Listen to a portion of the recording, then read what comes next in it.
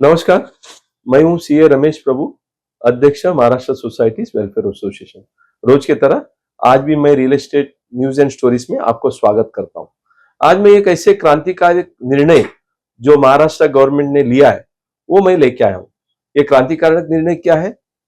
आप सबको पता होगा, महाराष्ट्र ऐसे ही एक राज्य है जहां कोऑपरेटिव हाउसिंग सोसाइटी का मूवमेंट को बहुत बड़ा योगदान मिला है। ये 1915 से शुरू हुआ था। 1,25,000 के ऊपर कोऑपरेटिव हाउसिंग सोसाइटी है, जबकि आप भारत का देखेंगे अन्य राज्य में, अगला 27 स्टेट में और यूनियन टेरिटरी में हार्डली एक 50,000 हाउसिंग सोसाइटीज है कि एक ही महाराष्ट्र में लगभग 3/4 of cooperative housing society Maharashtra. अभी महाराष्ट्र में दूसरा क्या हो रहा है? महाराष्ट्र में अभी रीडेवलपमेंट बहुत जोर से 2000 से शुरू हुआ है। मोर देन 15,000 कोऑपरेटिव सोसाइटी का रीडेवलपमेंट भी हो रहा है।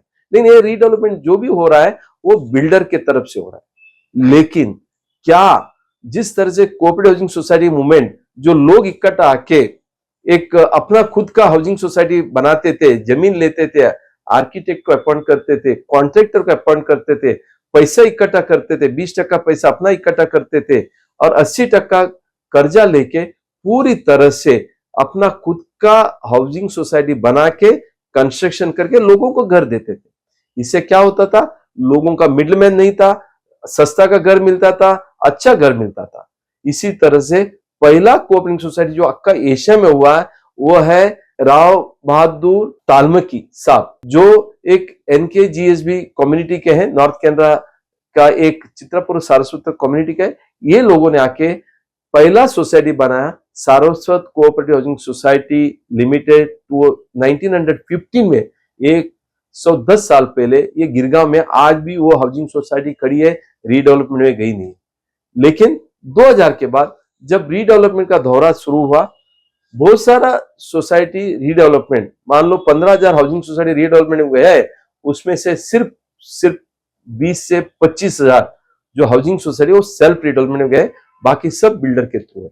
बिल्डर के थ्रू आप जाते हो तो आपको पता है कि बिल्डर भी जितने बेनिफिट आपको मिलता है उतने ही बेनिफिट बिल्डर भी लेके जाते हैं, क्योंकि ये पार्टनरशिप है, 50-50 है।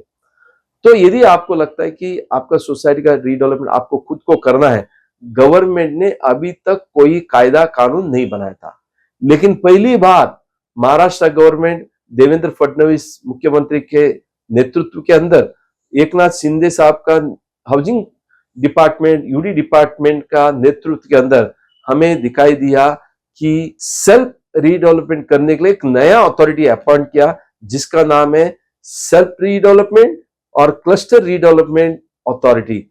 सेल्फ क्लस्टर रीडेवलपमेंट अथॉरिटी, उसका अध्यक्ष कौन है? None other than honourable Shri Pravin Darekar जी।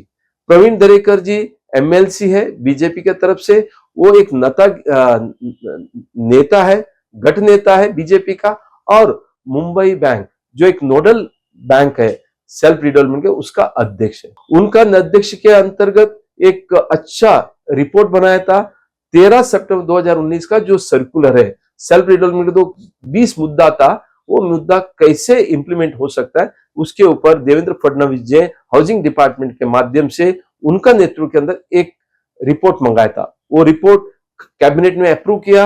अभी अगला 3 महीने के अंदर इसका इंप्लीमेंटेशन करना है।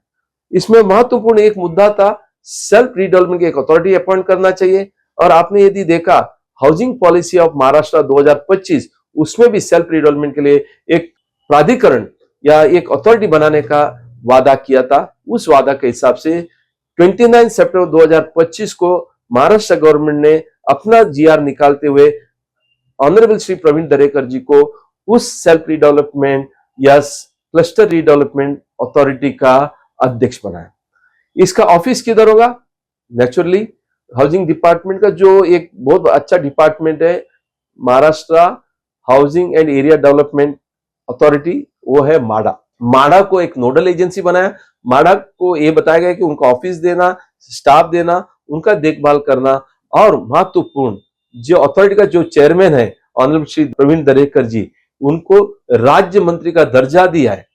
इसका मतलब ये हुआ आने वाला दिनों में जो 13 सितंबर 2019 का जितने भी सेल्फ रिडेवलपमेंट का बेनिफिट है वो पूरे का पूरा बेनिफिट आने वाला दिनों में इस अथॉरिटी के माध्यम से वो इंप्लीमेंट होगा। अभी क्या क्या बेनिफिट आपको सेल्फ लोन में मिल सकता है?